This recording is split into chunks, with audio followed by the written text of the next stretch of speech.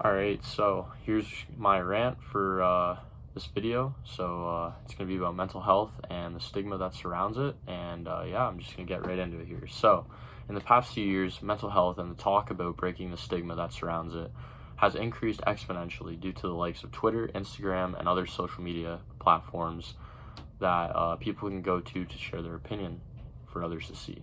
And the thing is, everyone perceives mental health in a different light. But for me, mental health isn't about posting trendy quotes to Twitter.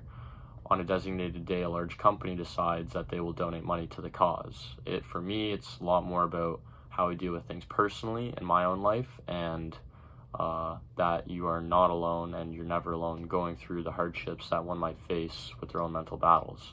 And it's kind of ironic because it's the same social media websites that we share our support for the people who face these battles with their mental health that often cause these doubts in the first place.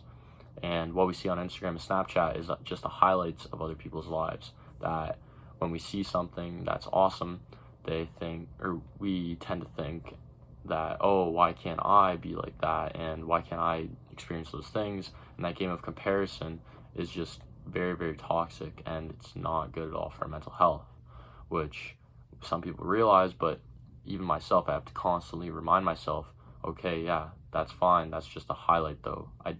You see a 10-second clip of their entire 24-hour day. So just putting things into some perspective. And when you look at what happened with Simone Biles and the public's reaction to her dropping out of most of her events at the Olympics, everyone was calling her a quitter and a coward among other hateful comments.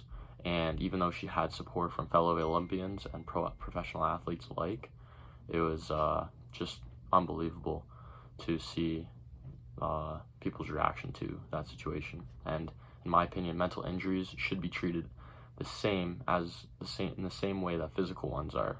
However, it's more difficult to empathize with a person when there's no cast on their leg or a timetable set for their return, because sometimes mental injuries can take days, weeks, or months to heal, right? Or get better anyways.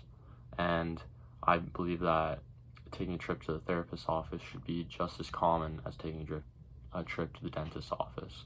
And it is sad to see that we still have people who judge and think of others as less than just because we don't understand the struggles another person is going through. And no one should have to go through their battle alone, and this pandemic that we have been pushing through for almost a year and a half now hasn't changed that. So here's your reminder to always be kind to people and treat others with respect. Just because you can't see their scars that they've been through doesn't mean that they aren't there. Thank you.